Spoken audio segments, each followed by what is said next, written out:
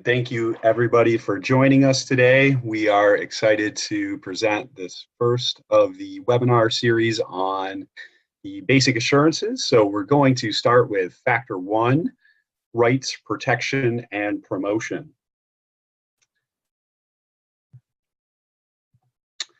So if you're not familiar with CQL, the Council on Quality and Leadership, we believe in a world of dignity, opportunity, and community for all people. And our mission is dedicated to the definition, measurement, and improvement of personal quality of life. And so that measurement piece, we're going to be talking a little bit about that today. Basic assurances are one of the ways that we measure quality. And as CQL, change inspires us. We really believe that quality is a journey, not a destination. So we are all about supporting organizations to constantly improve quality of services for people that they support. At CQL, we take a lot of pride in this aspect of partnership. So we support organizations as partners, and we are really about this appreciative approach to quality enhancement. So we work with organizations to identify opportunities. When we're measuring, whether it's with the basic assurances or one of our other tools, we are constantly looking for next steps. So how do we continue to enhance quality for people that receive supports? So the agenda for today's webinar, we are going to start with an introduction to the basic assurances. We're going to talk about the process for measurement and the evidence that we look at when we measure the basic assurances. And we're going to talk about each of the 5 indicators within the first factor of the basic assurances. So A, B, C, D, and E. We're going to talk about validation and decision-making, how we decide whether or not systems and practices are present or not present. We're going to look at some of the data around basic assurances. And finally, we'll try to answer as many of your questions as we can. So an introduction to the basic assurances, for those of you who are not familiar with this tool, the basic assurances is broken into 10 factors, starting with rights, protection, and promotion, which we'll discuss today. And some of the key concepts of the basic assurances, this really is about essential, fundamental, non-negotiable requirements for all service and support providers. We're really looking at whether organizations align with these best practices. That's really what the basic assurances are all about, best practices in service delivery. So it really looks beyond just compliance or meeting the standards. Again, we really use this tool to try to move forward in terms of quality. The basic assurances are unique in that it also looks at the perspective of each person. So the perspective of one person may be different from that of another, and we look to see that the supports are individualized to each person that receives services. So in terms of structure, the basic assurances are set up. This is how they're broken down. So we have the 10 factors. And in this case, we have rights, protection, and promotion. That is the factor, so that's the topic area. And underneath each of the factors, we have the indicators. So in this case, one of the indicators that we'll talk about a little bit later, 1E, decision-making supports are provided to people as needed. So that is the subtopic. And then we have the individual probes. The probes are questions to support the validation of the indicators. So when we use the basic assurances, we are evaluating 2 separate components. We're looking at both the system and the practice. So systems are those organizational supports that provide the structure for organizational practices. So some of these things may include policies, procedures, staff training, or other types of systems that the organization has set up. And then we look at practice. So this is what is observed in daily operations. So that is the demonstration of how the organization systems are put into action for each person that receives services. Okay, so we'll jump right into process and evidence. When we're measuring using the basic assurances, we are looking at all of the evidence that is available to us. So some of the things that we'll focus on today, we'll look at document review, observation and visits, focus groups, factor review, and the personal outcome measures. So these are 5 of the primary methods that we use to measure the basic assurances. So document review, we look at the organization's policies and procedures. We look at committee meeting minutes. So in this case, if we're talking about rights, we're going to be looking at the Human Rights Committee meetings minutes. We might look at incident review committee meeting minutes. We're going to be looking at assessments. We really want to focus on completed assessments. So rights assessments, any other assessments that reflect how people are supported to exercise their rights. We're going to look at staff training records. So what training have staff had in terms of supporting people to exercise their rights? And with permission, we like to look at people's records. People's records give us a sense of what support they need in order to exercise their rights. We're also looking to see that those assessment results are reflected within their records. So when we're looking at assessments, we tell organizations, don't do assessment just for the sake of doing assessment. We want to make sure that assessment results in action steps. So are they making their way into people's plans so that we can intentionally support people to exercise rights or provide supports needed when people are not able to exercise their rights for whatever reason. We also want to look to see that there has been due process. So if there's any restrictions written into people's plans, we want to be able to verify that due process has been provided.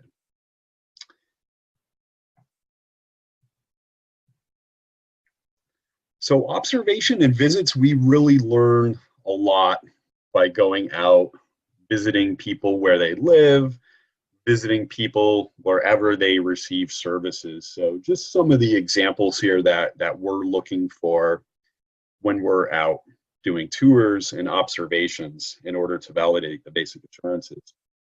We're looking to see, do people move freely? So do they have access to their personal possessions? Are there any obvious rights restrictions, locked doors, buzzers on doors? We see sometimes locked cabinets, sometimes other things locked up. We see a lot of locked thermostats, and we would consider all of those things rights restrictions. Anytime that we are taking access away from people, it is a rights restriction and it should be afforded due process. We're looking at interactions. So we're looking at how staff interact with people, how people interact with each other, how people interact with their families. Are those interactions respectful? Do they reflect promotion of rights? We're looking for charts and schedules, anything that tells people that they should be doing a certain thing at a certain time. Are there any rules, either written or unwritten, right? So anytime we make a rule, it could be considered a restriction. So we're looking at those kinds of things. And then again, access. Do people have keys? Are people able to lock their own stuff? And what access do people have to their home, to program areas? Do they have free access? Can they come and go as they please, or do they need permission? So we're looking at all of those things when we are measuring the basic assurances. Focus groups, this is another tool that we use. We typically learn a lot when we conduct focus groups. We encourage organizations to do their own focus groups as well. I would suggest that if you're going to do a focus group at your organization, that you get somebody who is impartial, unaffiliated with your organization to conduct those focus groups. I think that's usually, you'll get information that's a lot more frank and honest if the facilitator is not affiliated with the organization. But we typically spend an hour to an hour and a half with people, staff, people supported, families, and we learn a lot in that very short amount of time. So this is one of the things that we do when we measure basic assurances. When we do accreditation, we always have those focus groups. It really helps us to understand the application of the systems and the practices from the perspective of people that receive services. Some of the questions that we might ask to people supported: what rights are most important to you? What rights do you exercise the most? Are there any rights that you're not able to exercise? If we're talking with staff, we'll ask them, how do you support people to learn about their rights? Are there any rights that people are not able to exercise? We'll ask questions about due process and the Human Rights Committee. And if we're talking with family members, we might ask, does the organization in any way limit the rights of your family members? So those are just some examples. Typically, we like to ask open-ended questions. Now, if you're familiar with the personal outcome measures and the personal outcome measures manual, that is a pretty good guide in terms of the approach. It's a similar approach with a group of people with some slight modifications.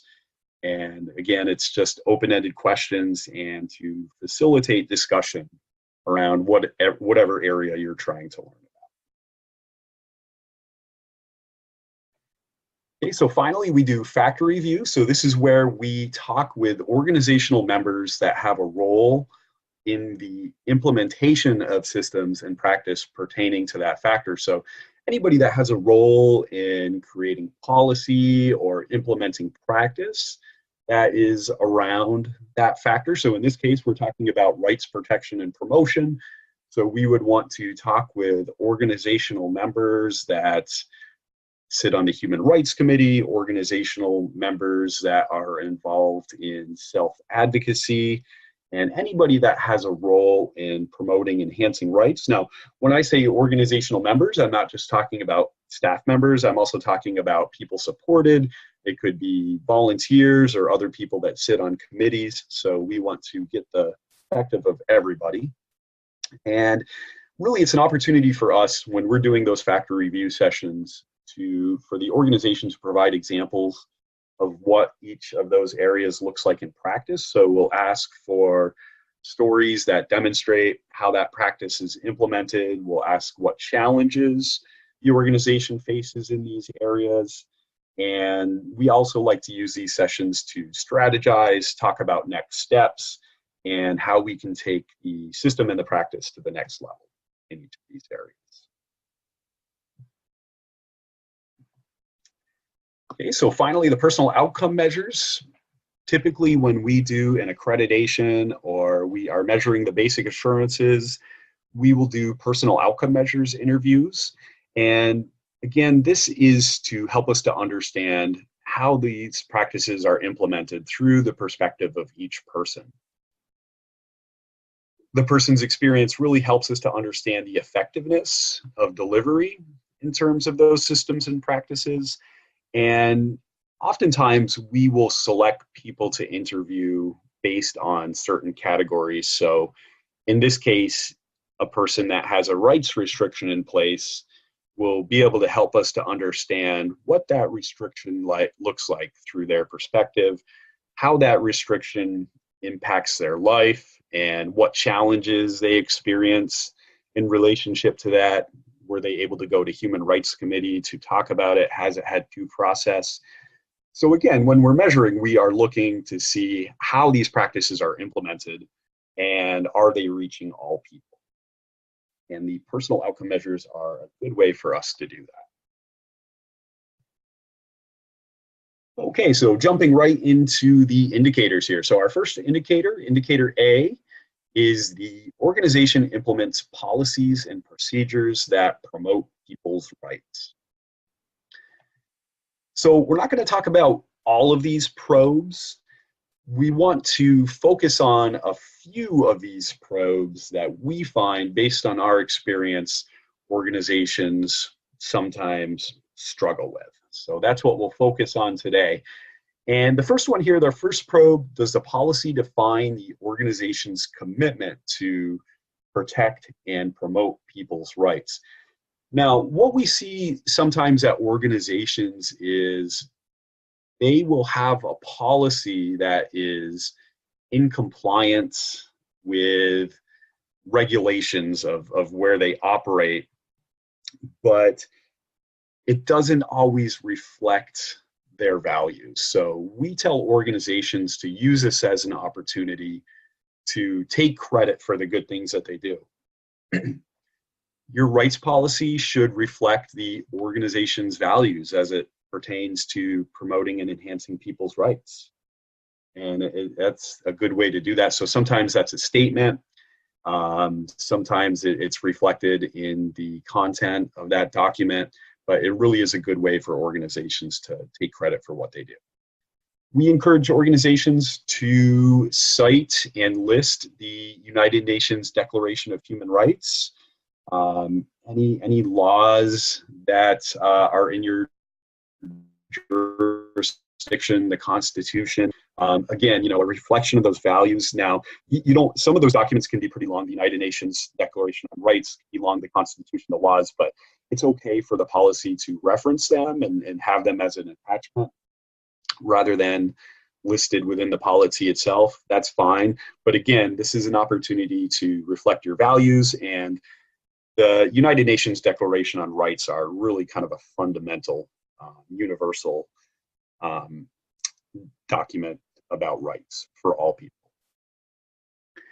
And does the policy prohibit the use of a restrictive or intrusive medical or behavior intervention without prior informed consent? So that's one that we see missing a lot of times. So that really should be prohibited.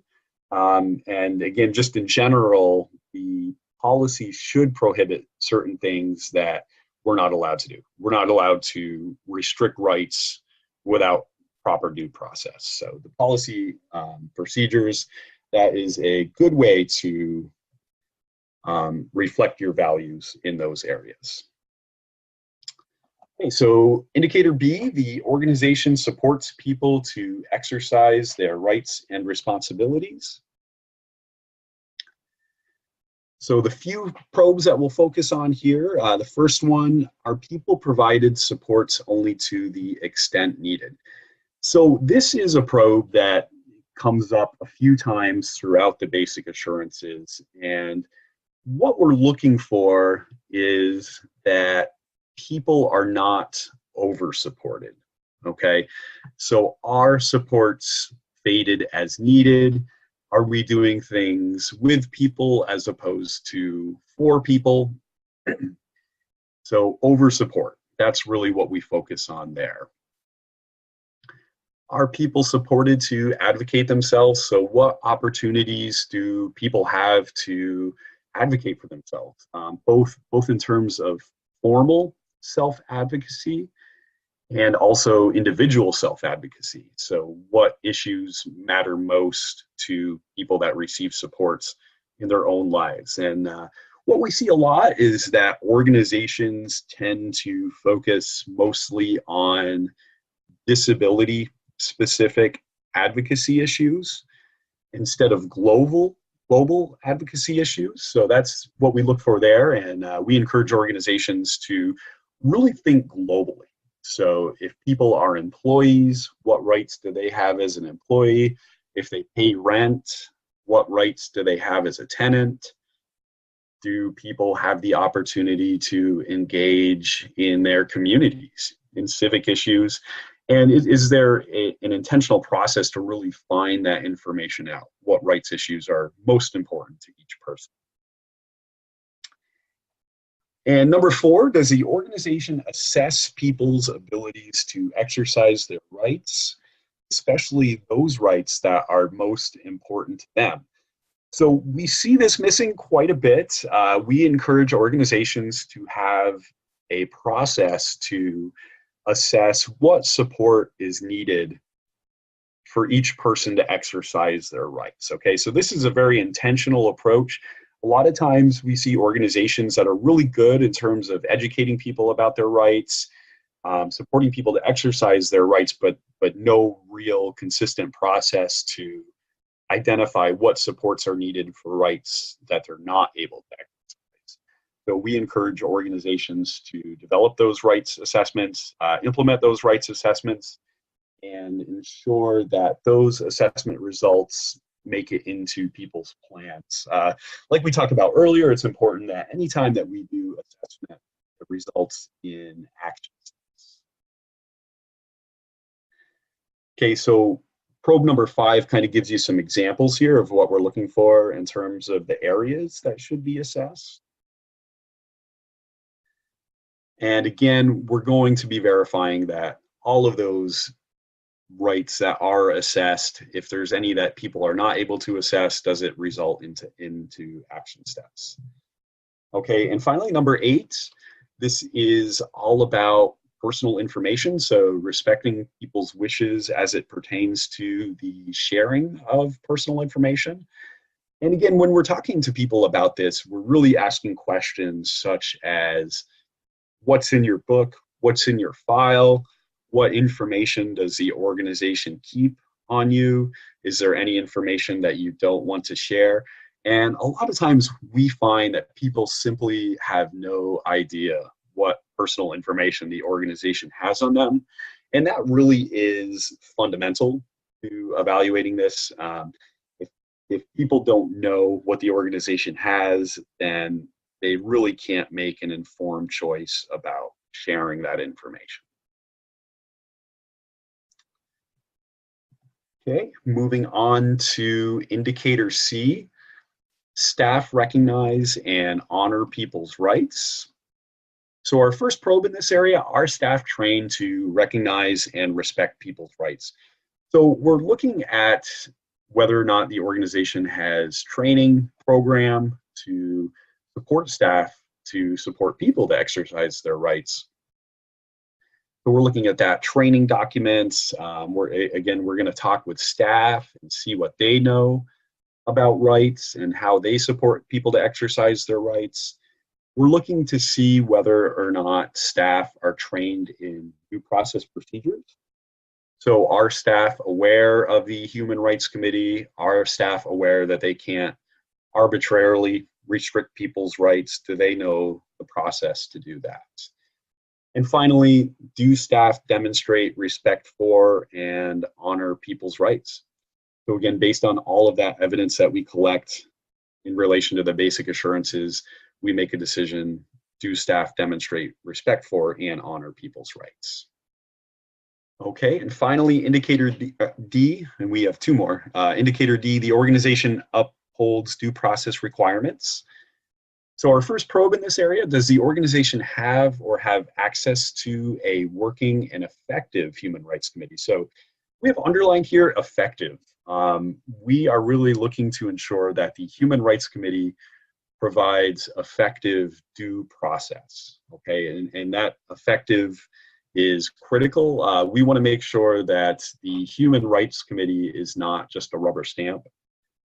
We really want to make sure that this committee is evaluating any restrictions, fair treatments, psychotropic medications, and that they're really looking at that through the lens of human rights. So again, we look at committee meeting minutes to ensure that they are effective and robust, and that the Human Rights Committee is able to promote and enhance rights for people receiving services at the organization. So I could say a lot more about human rights committees in general, but instead I would just refer you to some of the other resources that we have available on human rights committees. We did do a webinar on this. It's on our website. It's archived, so I encourage you to check that out.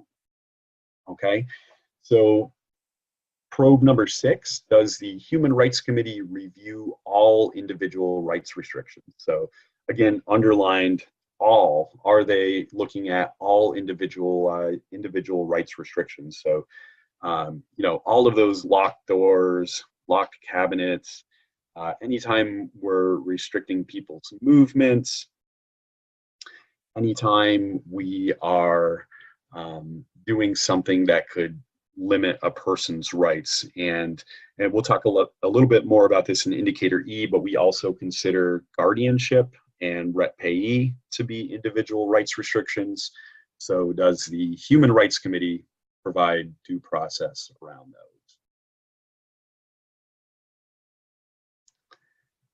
Okay, probe number 9, does the Human Rights Committee maintain a record of its activities and document issues reviewed, actions taken, and requested follow-up? So we're going to be looking at those meeting minutes to look at what discussion took place around each restriction that was reviewed.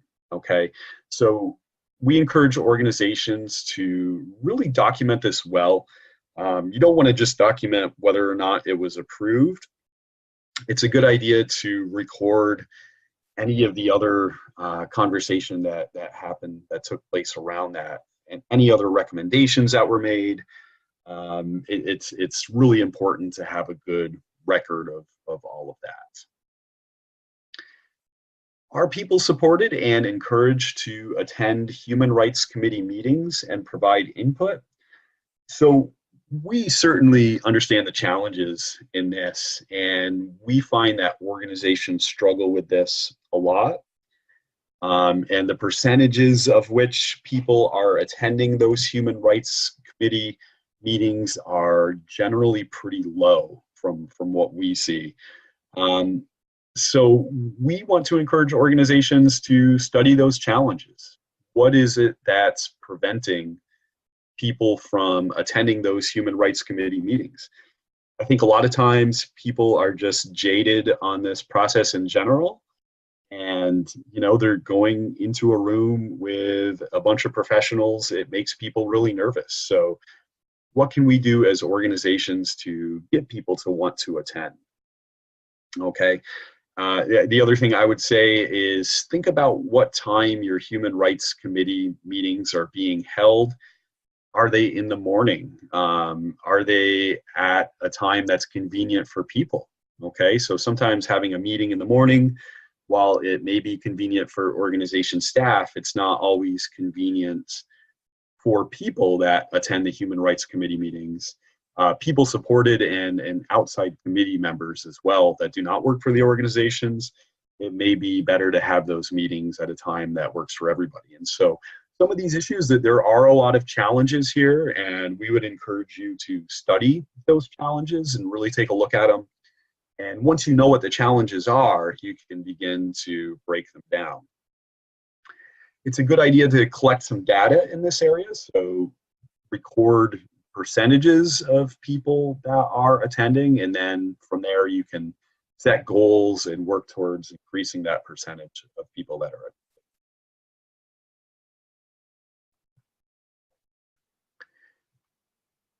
Indicator E, decision-making supports are provided to people as needed. So our first probe in this area, do people receive only the level of support needed to make their own decisions?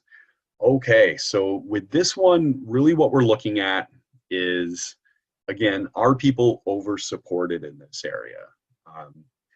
Do people have representative payees when they don't need a representative payee? Do people have guardians when they could be making those decisions on their own? And how is the organization supporting people to make an informed choice in this area? Okay, So we really want to ensure that people have alternatives, that we're not just using a blanket approach, okay?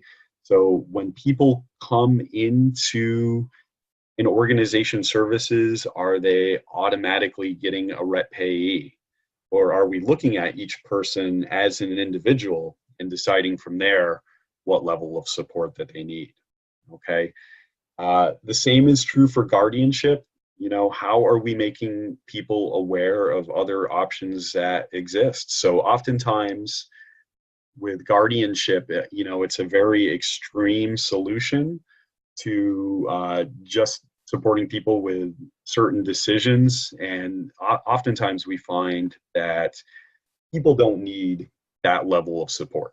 People are often over supported in this area. So does the organization support people to look at other options such as supported decision making, healthcare proxy, power of attorney? Oftentimes there are much less restrictive solutions than full on guardianship. Okay, so probe number 4 in this area. Does the person-centered plan document the need for and scope of advocacy, guardianship, rep payee, alternatives to guardianship and rep payee, including supported decision-making options? And is that reviewed annually? So oftentimes what we find in this area is that organizations simply document the current level of support for each person. So it might just say, Johnny has a rep payee, and this is the most appropriate level of support for him at this time, without documenting all of the other options that have been explored. And the same is true for guardianship. We really encourage you to document the process that was utilized to support that person to make an informed choice about their decision-making options. So not only the current option, or not that this option is the most appropriate, but what have you done to support people and their families to explore all of the other options? Because there are a lot of other options that exist out there. We could spend a lot more time on this, but again, I would encourage you to check out the other resources that we have on our website. We've done webinars about these areas as well, and there's a lot of other resources online about guardianship and rep payee. But we do want to encourage you to be proactive in this area and really look at all of the options for people, not just guardianship and rep payee. Okay, so again, we've done a lot of work in both of these areas, and rights in general. We've done quite a few webinars. Just some examples here. We did a webinar recently on a working and effective human rights committee. Best practice, what rights are most important. We've done a webinar on supported decision making. And we have done a webinar on rep payees, so money. We've done quite a few webinars in this area, so I would encourage you to check those out. Those are archived on our website. Okay, so how do we validate and make decisions about each of these areas? Okay, so again, each probe is validated present or not present based on evidence obtained during the review. So all of that evidence that we talked about previously, we really look at the big picture in relation to each of those probes. So what did we hear from people? What did we learn by reading the documents? What did we see? And each indicator is validated at the systems and practice level. So again, 2 components there. We're looking at the system that's in place, and we are also looking at the practice from the perspective of each person that receives services.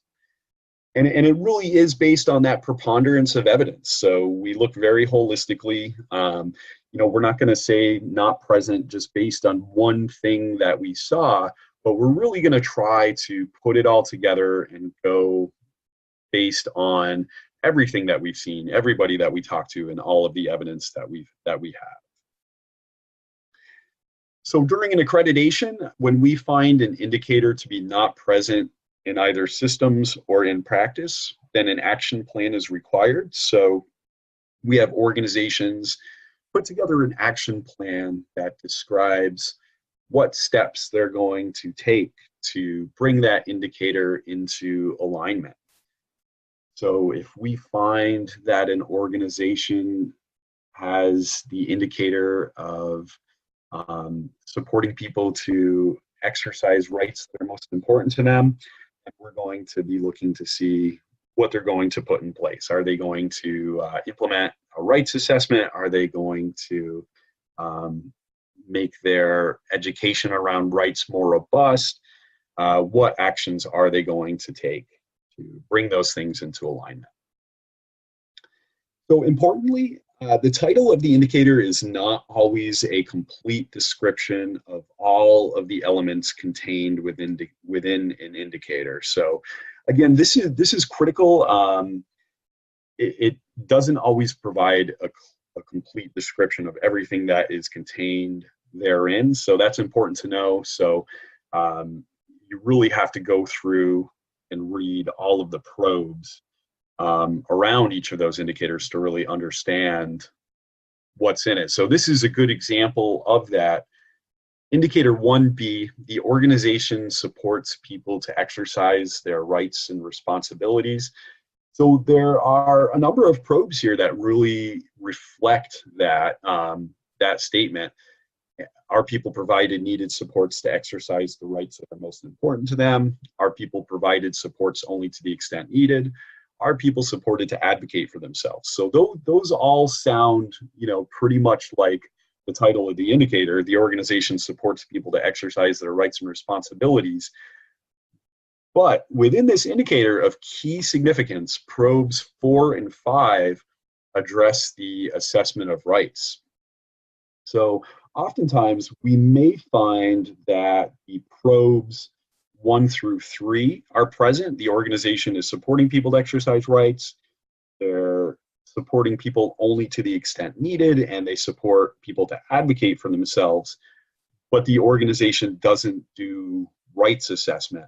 And some, in a lot of cases, that indicator would not be present because of that fundamental component. So probes 4 and 5 are really about that assessment of rights, and we consider them to be fundamental in terms of that indicator being in alignment. What's important is to read the entire indicator, not just the title. Okay, so let's talk about some red flags. So when we are spending time with organizations, there are some things which may bear further investigation and inquiry. So, really, some of these things could jeopardize accreditation or require additional monitoring to maintain accreditation. So these are things that we need to look into further, oftentimes have additional conversations about. So a couple of those things as it relates to rights, use of restraints to control behavior without adequate due process and or clinical justification. So that would be an immediate red flag if there's any evidence of that. Any repeated rights restrictions or denials without process or a restoration plan. So those two are critical, and it's important to note how significant that component of due process is in both of those things. So it is very important anytime we're using restraints, anytime that we are restricting people's rights, that due process is always provided. And we also really want to look to see that those restoration plans are in place. So is there a plan to fade those restrictions over time? So that is very critical. Okay, so some measurables here, just in terms of looking at your data and what data can you collect in each of these areas. And our last webinar in this series is going to be Factor 10. And Factor 10 really is all about how we are monitoring all of these areas. So that is the Basic Assurances Monitoring Plan. So we wanted to talk a little bit about some of the data that we can collect in each of these factor areas. So there's quite a bit. In terms of rights, we have Human Rights Committee data. So We can look at restrictions that are utilized in the organization. We can look at restorations, so how many of those restrictions went away. We can look at restrictions approved versus not approved by the Human Rights Committee, the percentage of people attending Human Rights Committee meetings, and advocacy. Now, this one may be a little bit more difficult to quantify.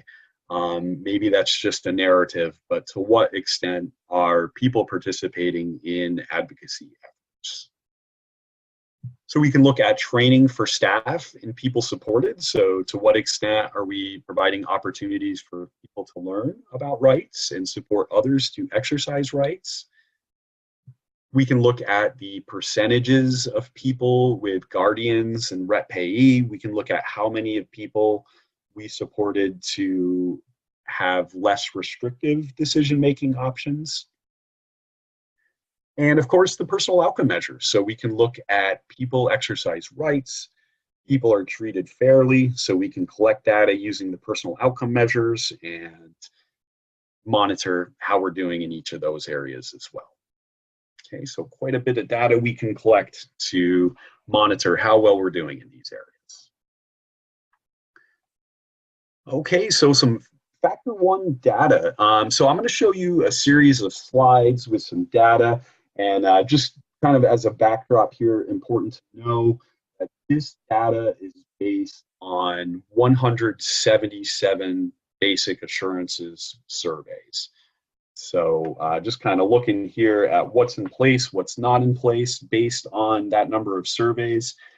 So total indicators present. Now, it's important to know that there are 10 possible indicators in Factor 1. So this is out of 10. So it's an average of 6.87 out of 10 based on 177 surveys. So that's 6.9 out of 10.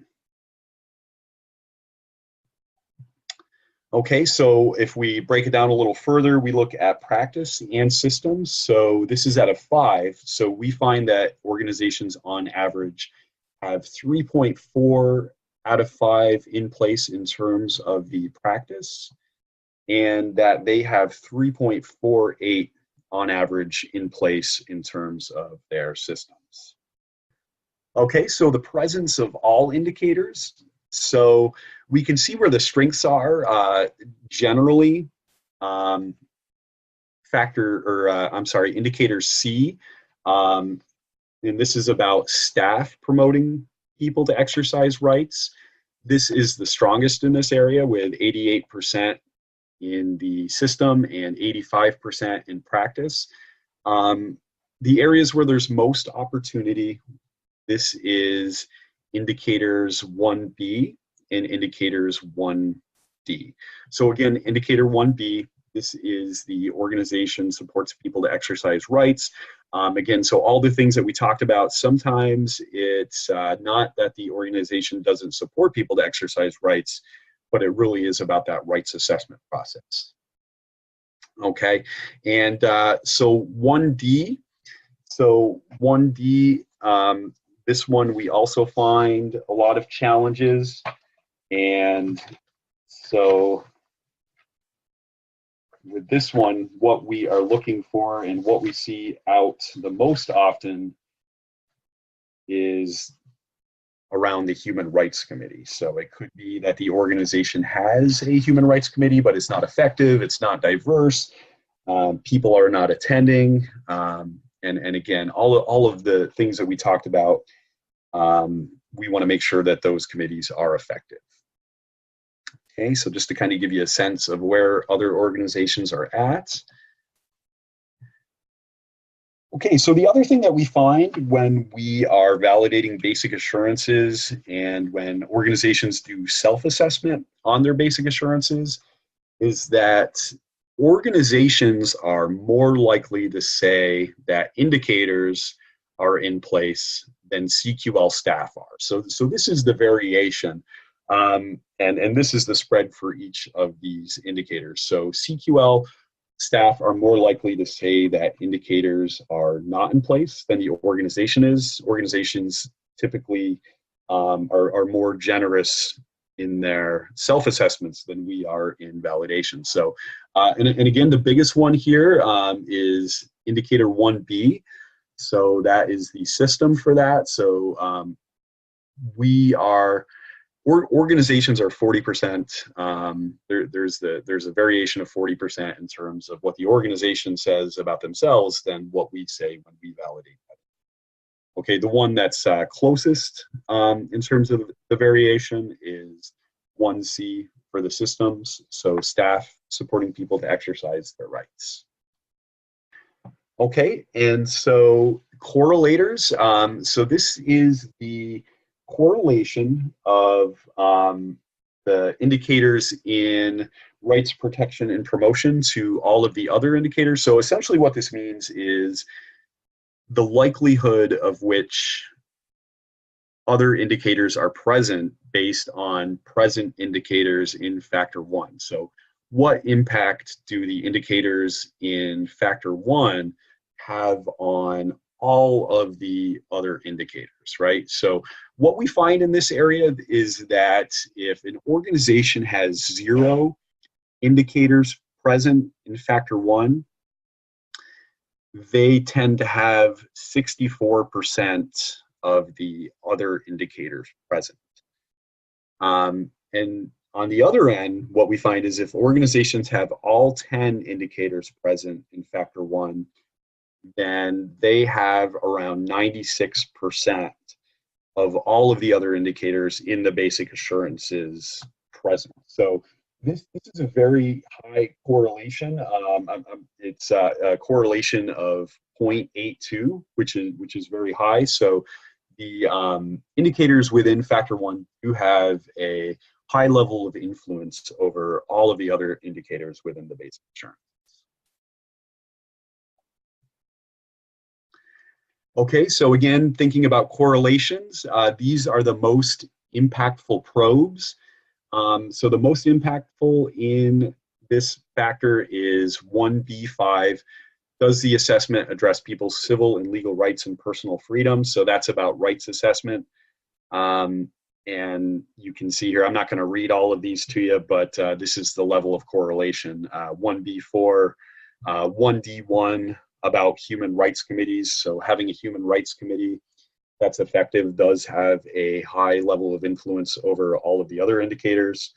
Are people provided needed supports to exercise rights? And is the Human Rights Committee reviewing policies, procedures, and practices that have the potential for rights? Okay, so those are some impactful probes in this area. And that is it for the content in our webinar. So at this point, we will turn it over to you to ask questions. Megan, do we have any questions? Does a good POM interview meet the rights assessment requirement? That's a good question. So does a good POM interview meet the rights assessment requirement? You know, the POMs will allow you to learn quite a bit from the perspective of the person in terms of how they exercise their rights and what challenges prevent them from exercising their rights. Typically, it would not meet the requirement of a rights assessment because we're not looking at all of the areas around rights. Usually in a POM interview, you know, you may not be able to spend enough time just on that one topic to be able to identify completely all of the supports that people need in order to exercise their rights. If we find that an individual may be over-supported in the area of guardianship, what steps do you recommend that we take as an agency? Okay, excellent question. So I would really start with exploring options. Okay, so really, again, we talk about this concept of informed choice, and you know, guardianship for some people and their families it may work, but for other people, we do find that that level of support is way more restrictive than what people need. So a good first step in that area is to make people aware of all of the options that exist to support decision making. Okay, so maybe that means that the person is supported to just have a healthcare proxy. Maybe it means that the person is supported to become their own guardian and have supported decision making. But really, it is about exploring all of those options. The important thing to keep in mind, a lot of times guardianship is put in place for a person's entire life. And so when that 18-year-old person goes in front of the court and the court looks at that person and says, okay, this person is not able to make decisions for themselves, they're making that decision at that time based on, that 18-year-old person. Now, I know a lot of 18-year-olds that do not have disabilities that can't make good decisions for themselves. So it really is unfair, and it really should be revisited and looked at over time, because as that person learns and grows and gets support, there's a good chance that they can make them decisions for themselves over time. What is the time frame for getting all the supports needed for someone when the supports aren't there at all? The time frame for getting all of, I'm not sure exactly what that question is asking. I would say, this is really going to, if you're looking at support along the, in the area of rights and how long that takes, it's really going to depend on each person. We generally avoid setting time frames for things and would just say to constantly move forward. It's really going to depend on the person. We have a very large organization. We have hundreds of people who the agency is rep payee for, and they do not go through HRC. Since our reaccreditation, we have developed a financial assessment with questions to spark conversations yearly. If they are satisfied with this agreement, if they wish to become their own rep payee, and any other support they wish, would CQL view this as a due process?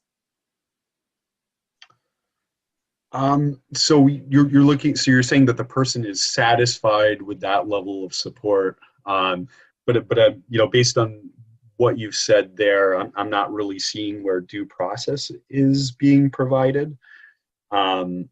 So that's really what we encourage you to do.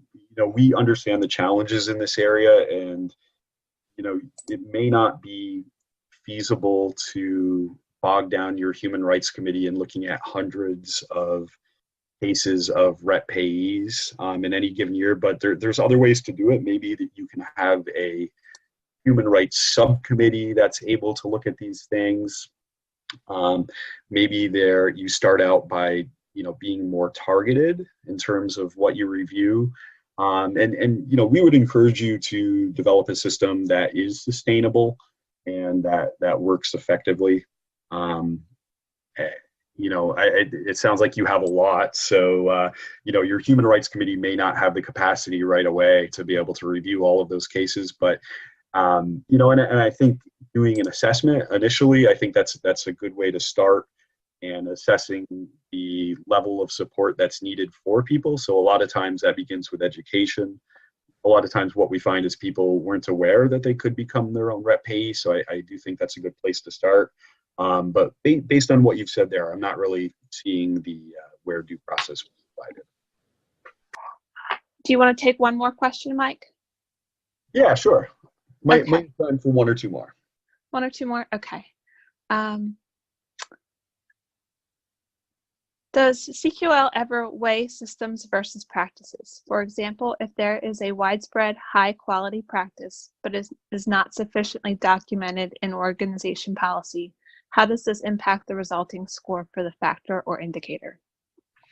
Okay, that's a good question. So what we're looking at in terms of practice is does it reach all people? Okay. And so sometimes we find that an organization does a lot of really great things, and there's just these pockets of excellence, but and then in another area, another group of people, it hasn't really touched them. So, in terms of practice, we're looking to see that you're reaching all people with whatever it is that you're doing.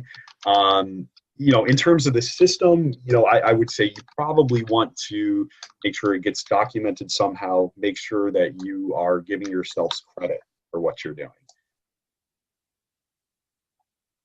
Okay, one more.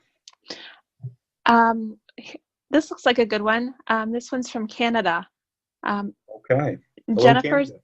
Jennifer is asking, what is a rep payee, and is there a Canadian equivalent? Yeah, Jennifer, I'm sorry. Yeah, I should have specified that. So in Canada, it would be the person's, I think it's a designee that the person has, the person that receives their funding. And I do apologize. I should have used more universal language. But I believe the Canadian equivalent is a designee. And if I'm wrong about that, shoot me an email. We'll talk about it. Okay, well, I think we're just about out of time. Thank you, Mike. Thank you all for joining us today. If you ask a question that was not answered, we will attempt to follow up. Today's webinar has been recorded, and in about a week, we will be sending a link to the recording and the PDF version of the PowerPoint slides. And if you are a certified interviewer or trainer, your attendance today will be recorded in our database to meet your continuing education requirements. Thank you. Thank you, everybody.